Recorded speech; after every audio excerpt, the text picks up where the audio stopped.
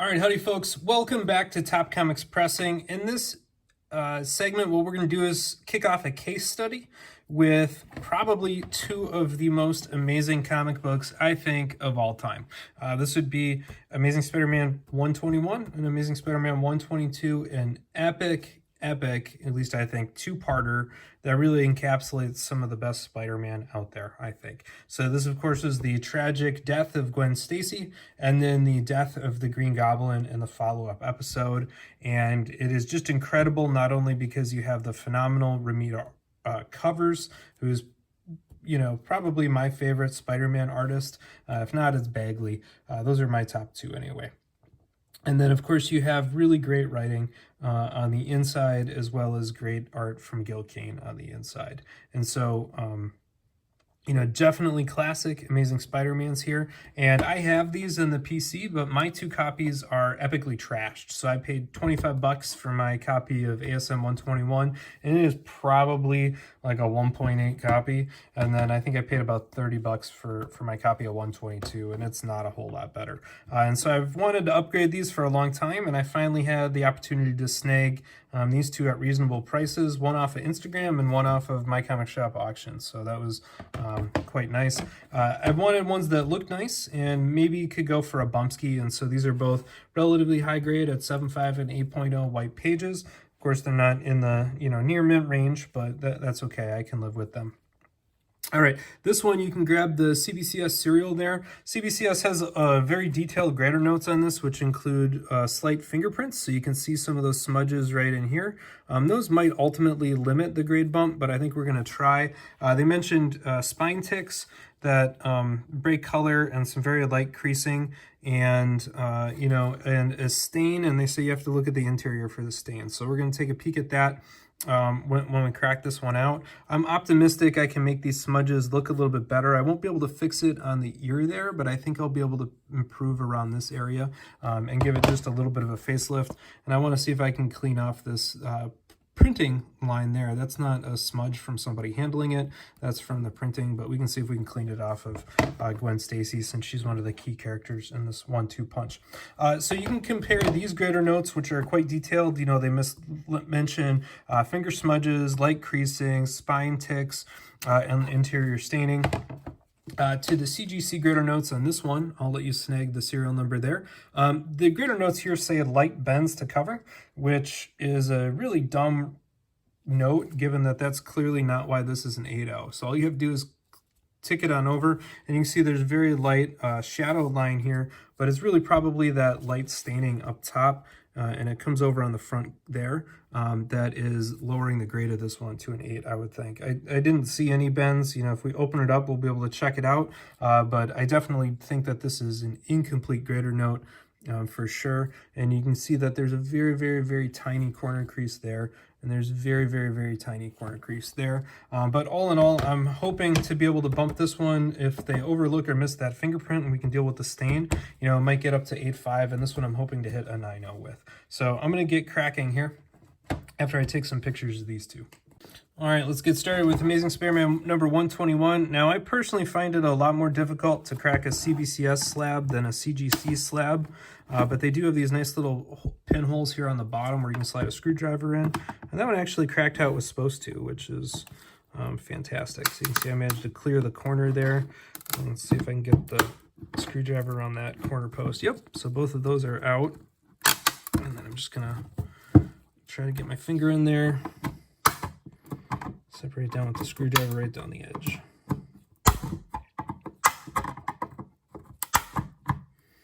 Such a satisfying noise. Now you can know full well why we say it's cracking time. Just gonna put that down, peel it on up. Ta-da! 7.5 label. Go. Now it's going to go in the garbage.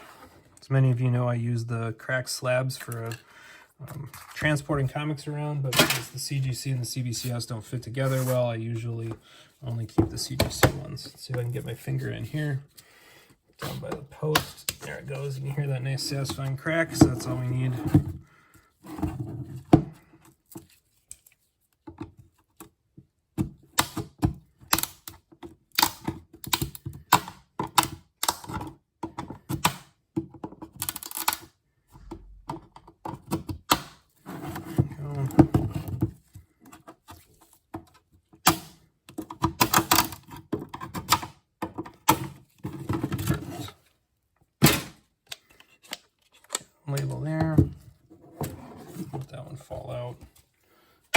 pretty clearly see that corner stain. So pretty sure that's why it's an 8. You can also see it wasn't fully dry cleaned. There's some schmutz in there.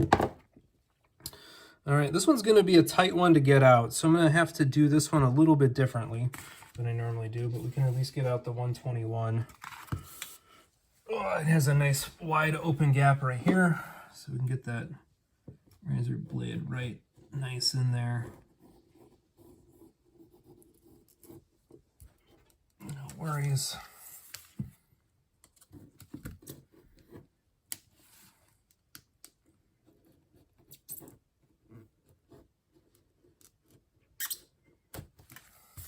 I got my handy dandy scissors.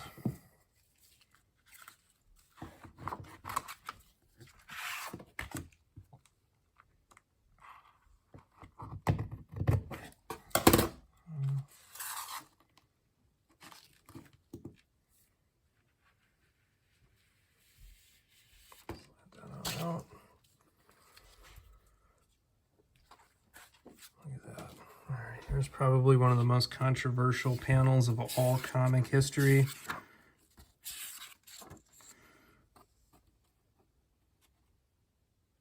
Snap.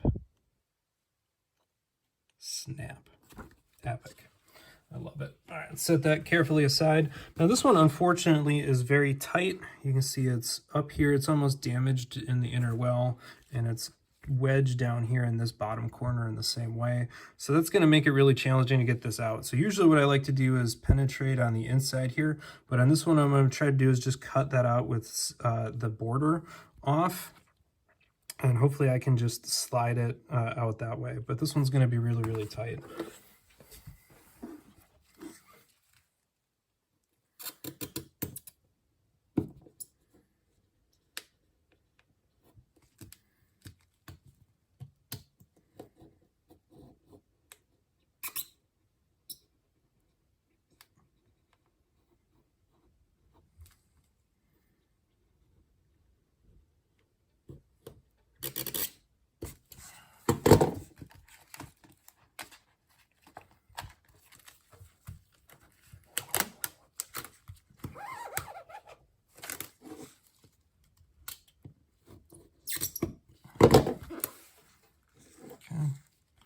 Now what we're going to have to do is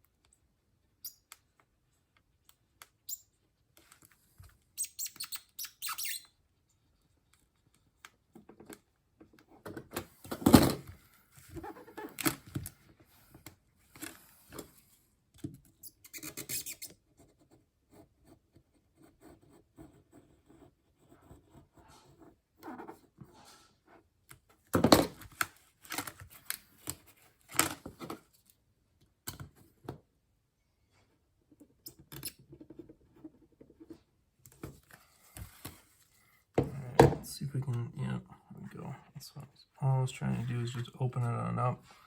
And I'm going to give myself some room here by cutting away a good chunk of the plastic on top.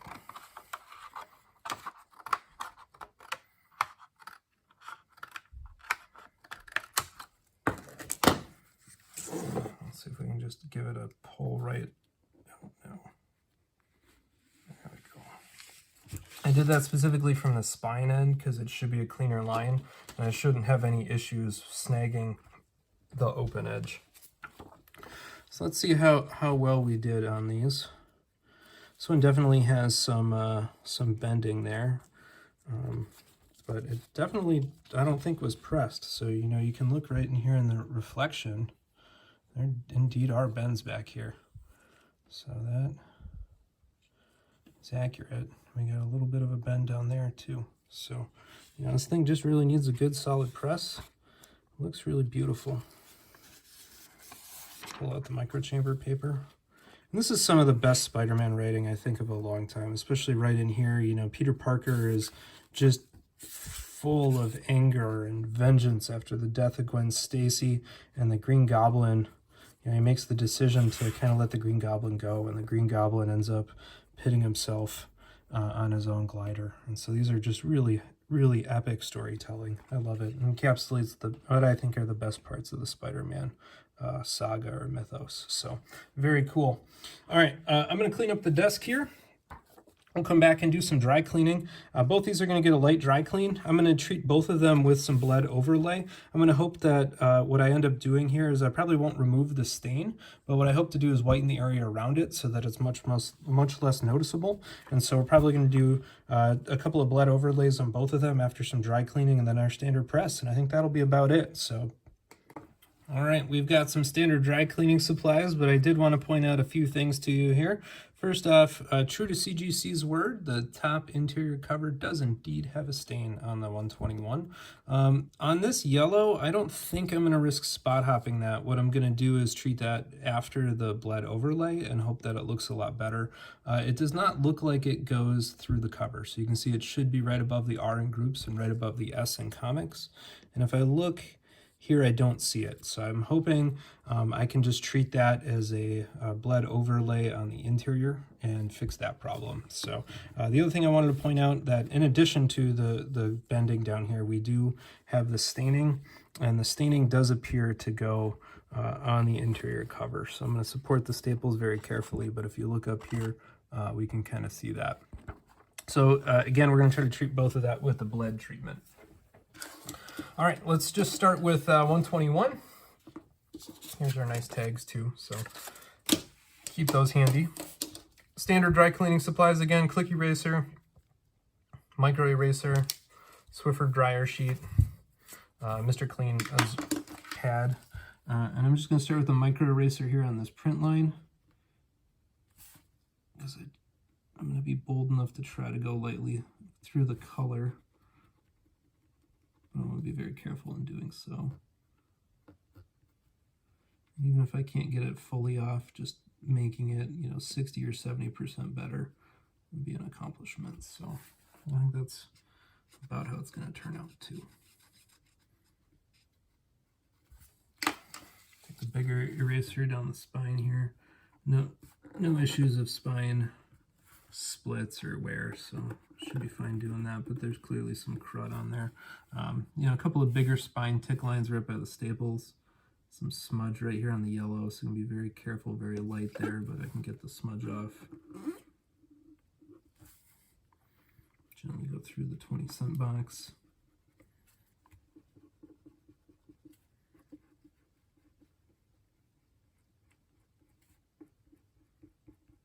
It's going to be about as good as I'm going to be able to get that.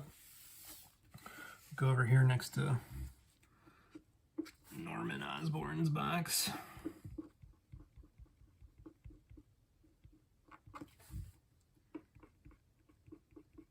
Go back to the micro eraser. There's already some fingerprints and surface damage on the webbing and on the black border, and so I want to mitigate that. So being careful not to use the bigger eraser. Yeah.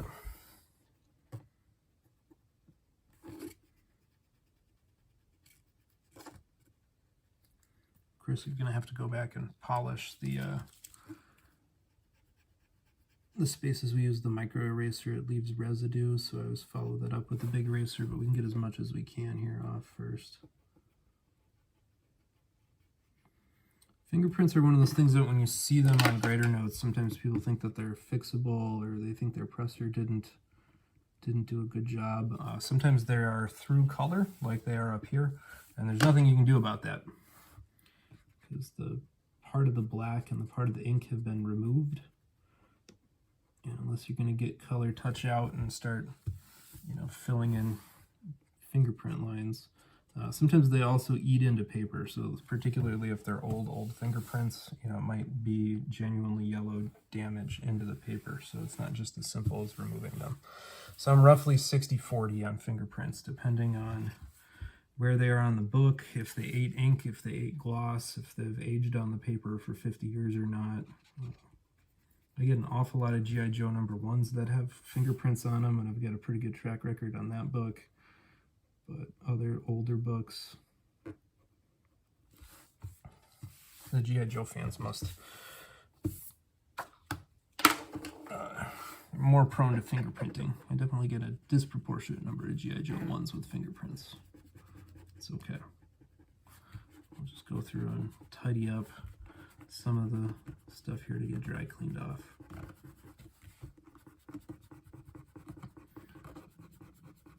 Let's see, by the look of it, this one did not get too detailed of a dry clean. I'm definitely cleaning dirt. Definitely cleaning dirt off. Slow process, but I really like it with the micro eraser. And again, I don't have any problem going over color on a book that is of this era as long as you don't rub it in. So a few gentle sideways wipes to get most of it off. Most of the surface dirt will be fine. If you concentrate on an area and you rub, you're going to go right through the gloss, right through the ink, and leave a big hole. But a little bit of sideways swiping, just fine.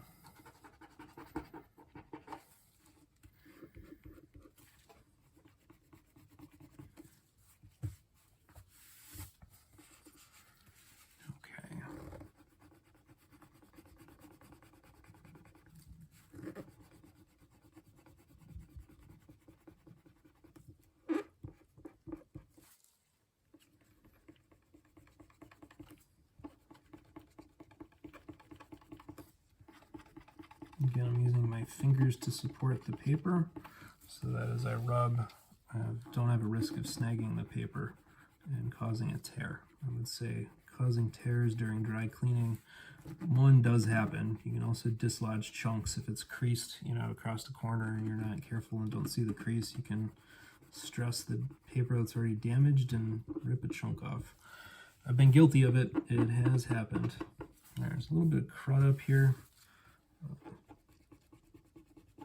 It's not coming off. I'm going to see if that'll bled treat out. If not, we'll grab a damp Q-tip afterwards. It's a very, very light little bit of fuzz. It's not dry cleaning off.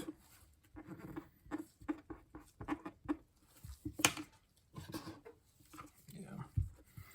Maybe I should just try it now. I just have a little squirter here with water and a little Q-tip. I'm just going to get the Q-tip wet. Obviously, if it's dripping wet, that's a problem. So I usually rub it off on my arm just to get, just want it damp.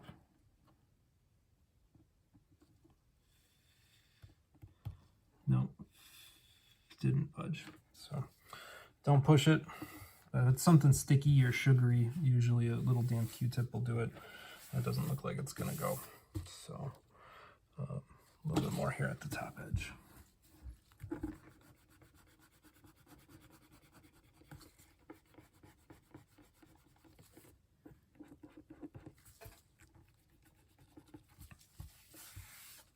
So I think we got most of the garbage there. And again, with the Swiffer sheets, I go about 60%, gently wipe. Then I'm going to shake it off camera to try to dislodge any chunkies that are stuck to it.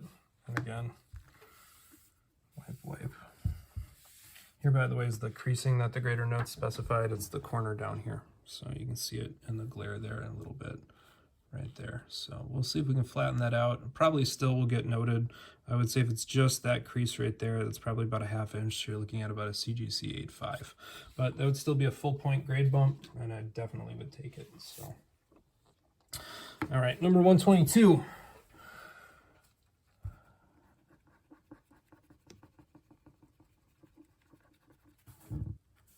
There. Poor MJ. Poor MJ.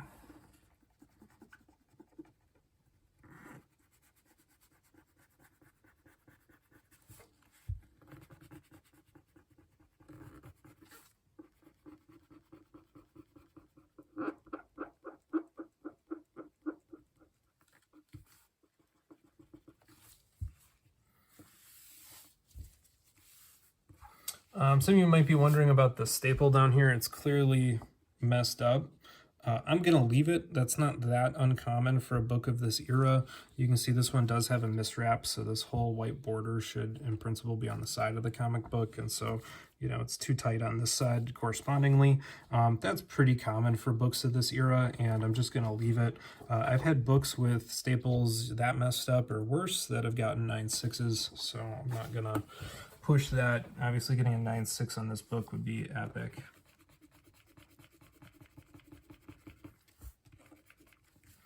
As I look at it here, I think on the bottom, this is not just damage, but there's actually a little bit of gloss loss. Right in here, you can see it right through there. So that is going to be staining. Nothing I can do about that. Again, CGC should have called that out in a greater note because there's not going to be anything I can do about that. And that very well could be the biggest grade limiting defect after we're all done here. We'll be able to fix the bends, be able to fix the top. That gloss loss on a book of this era is going to be tougher to get back.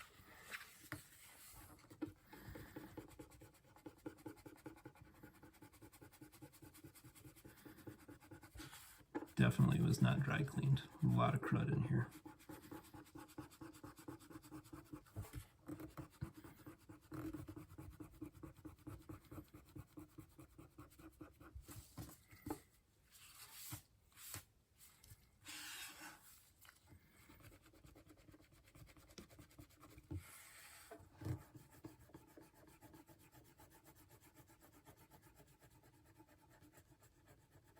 Might try a little bit of comic clean on that bottom corner. I've had less luck with books from the early 70s than from the late 70s or 80s. Works really well on books from the 80s. But we'll see if we can get it. There's a little bit of light staining over here on the edge too. Looks like kind of pre-foxing. There's just discoloration right in here.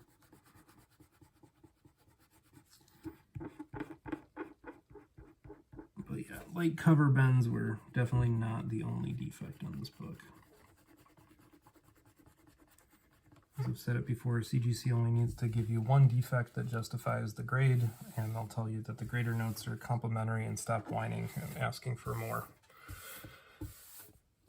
I would say it's, you know, maybe half the time they're accurate and useful, and the other half of the time they say something like cover creasing or spine stress lines without any real indication as to where, how bad, what the lengths are, etc. So I think that that is unfortunate given how many books get cracked and resubmitted, and I think, you know, it's really easy to think if you crack a book and fix one of the defects listed that you'll get a grade bump, but that's not always the case. And I think it's very unfortunate that CGC does not prioritize, you know, putting the grader notes in detail, accurately listing more of the defects.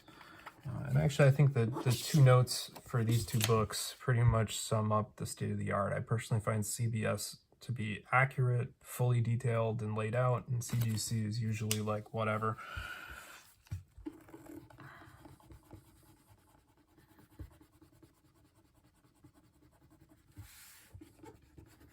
Particularly gross up here in the top corner. So.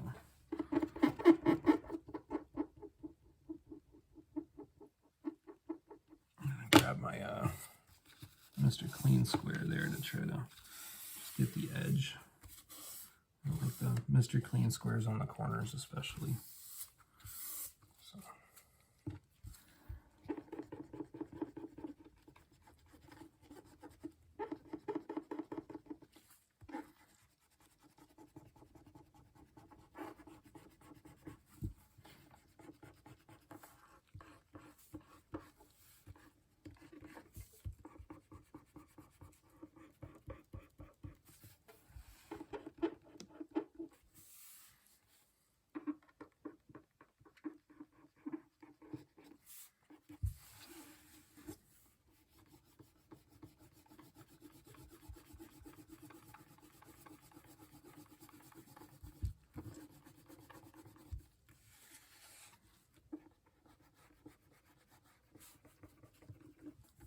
Yeah, I think that'll do it. So looking a lot sharper already.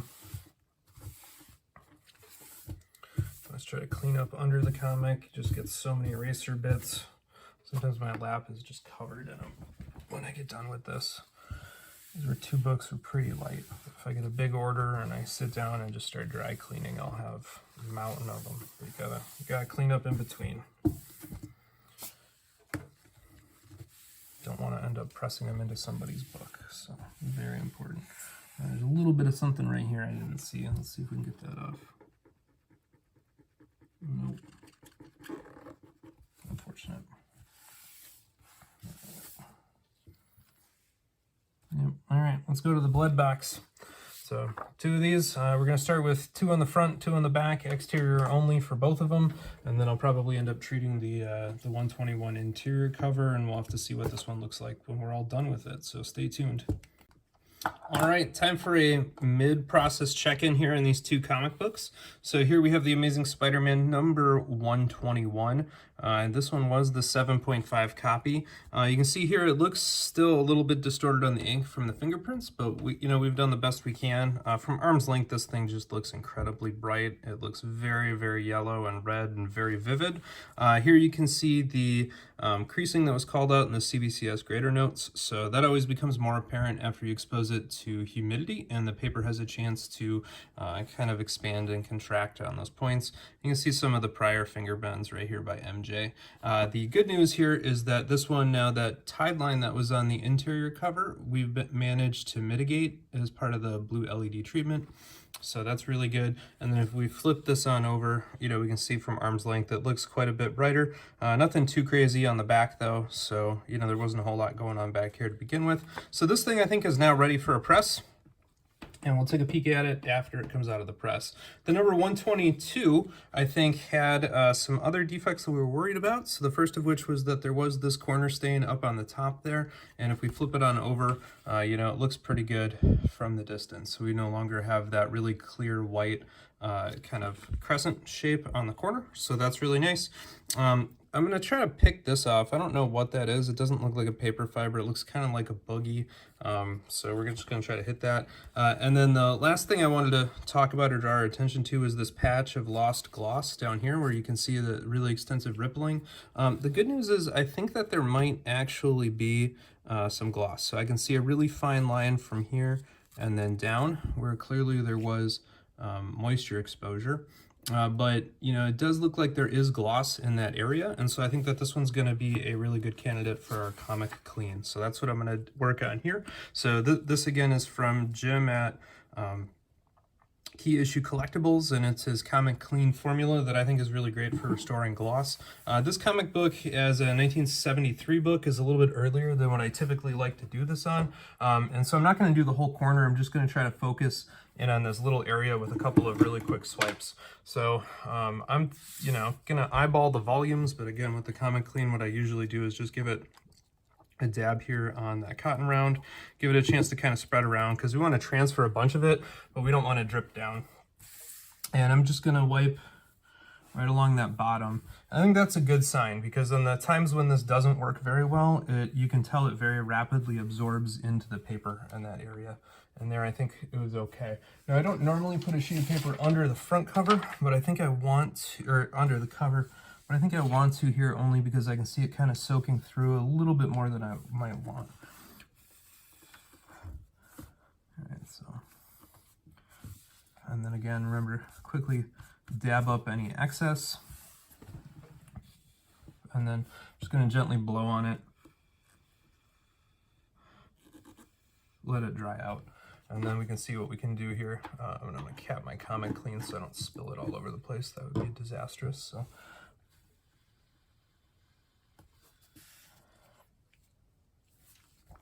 and then here's the little personal care exfoliator or whatever thing I stole from my wife. But this is kind of my key buffing tool here. Just going to see how we do, and that actually might be causing some creasing. So I think this might actually have to get pressed out before I buff it. You can see it waved quite a bit up there, and it's got a little bit of some waving pattern there. So I'm going to give it 1 or 2 more applications of this, just really carefully in that area. And then we're going to call that a day here until after I can press it flat. So this might be a 2 presser. because I do not want any of that micro creasing to cause into play.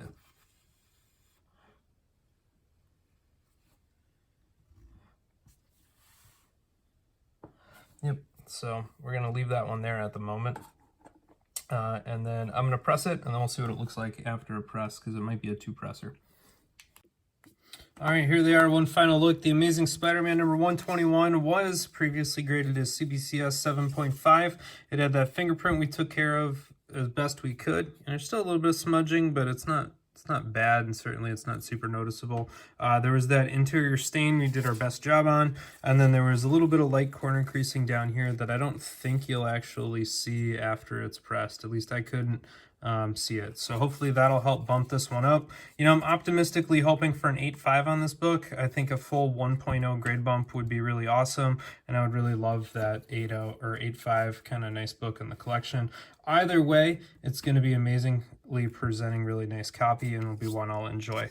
This one I have a little bit more ambivalent feelings about. You know, it came at an 8.0, so, and you know, it gets increasingly difficult to bump books up, you know, because of how high they start. So that means any number of things can easily knock them down or keep them down. The area on the back that we touched with that Comic Clean and it started to shrivel up, that's not Comic Clean's fault, by the way. I'll point out that that fiber there was damaged, and the reason it starts to shrivel is it has like a memory effect in the paper fibers when they humidify. Sometimes you get that, and so you can see that with a lot of other kinds of paper as well. It's not just the back comic cover.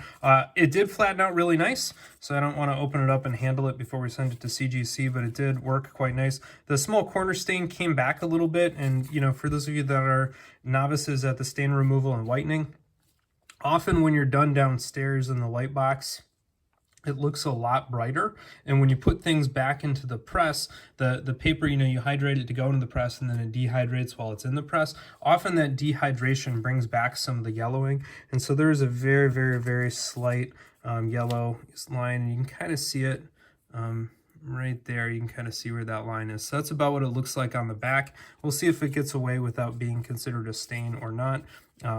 A little bit of fuzz there on the outside of the Mylar.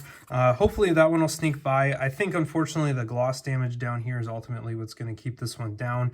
We'll see if we can get this one back at an 8.5. Even though we got out all of the bends that were listed in the CGC grader notes, the real problems with this book were the staining, and I knew about that stain. The stain that was down here on the back, I could not see through the double layer of plastic, and so I was very disappointed to see that gloss damage not being reported on the CGC grader notes.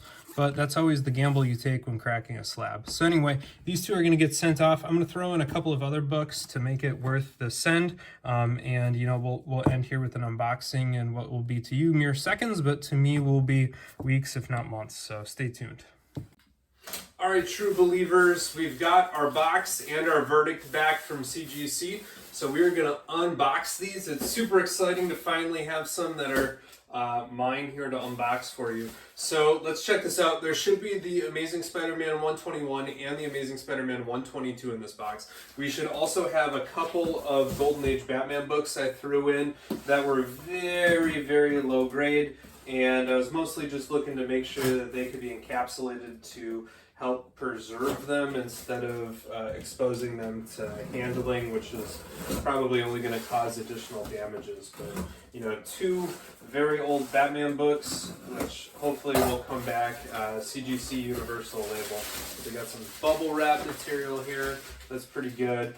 Let's start with the first one here. This is a copy of Batman number 83. It was graded by CGC 1.5 with off-white to white pages. You can honestly see that there's a whole bunch of pencil down there. Just a quick look down the spine tells you that this thing is pretty rough shape, and the back, you know, has pretty dramatic damage to it. So I think that the 1.5 on this one happens to be fair, and I'm also super thrilled to see that it's the, you know, universal grade. I also think it's awesome that Batman literally went bowling for Robin, so that one's pretty cool there.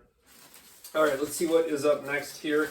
This is going to be the other Golden Age Batman book. It is going to come in at a 1.0 copy right there. It looks really nice, I think, in the slab for being a 1.0. What really the damage is there was a lot of tape on the spine, and it had been fully sheared down the spine and had chipped off the side. But if you're looking just for eye appeal, it doesn't look too bad for the grade, because again, all of that damage is on the one edge. So all in all, really nice. This one's from 1947, Batman number 38. So obviously a very, very early Batman.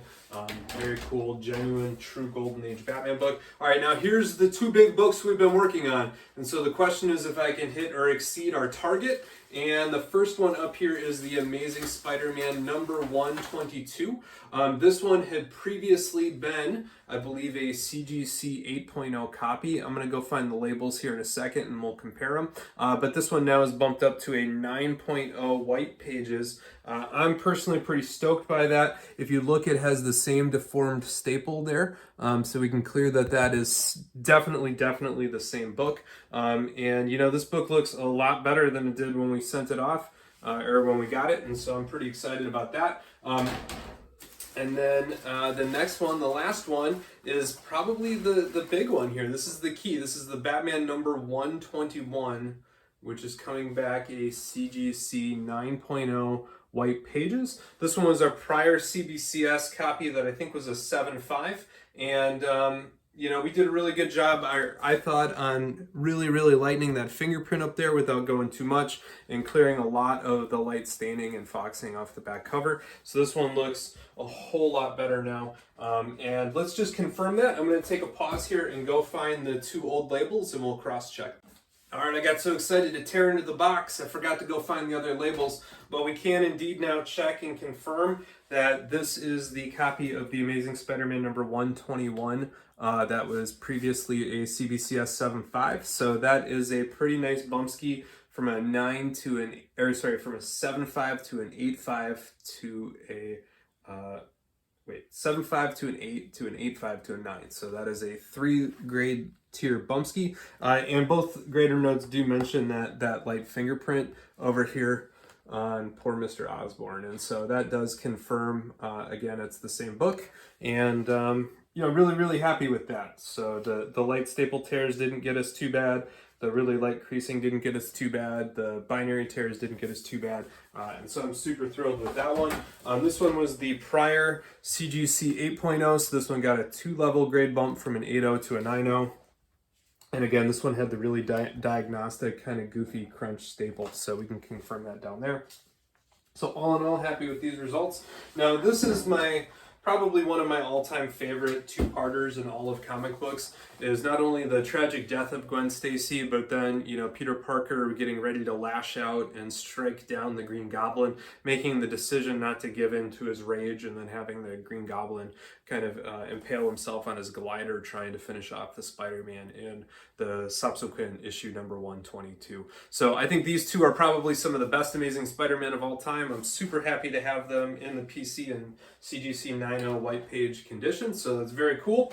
And hopefully you got some enjoyment out of this video. So I'm going to ask you to leave that thumbs up on the video. Make sure you click the subscribe button. It's right down there. It's probably right around here, maybe under your screen. So click that subscribe. YouTube tells me more than half the people who watch these are not subscribed. So please just click out, subscribe, share the channel with a friend.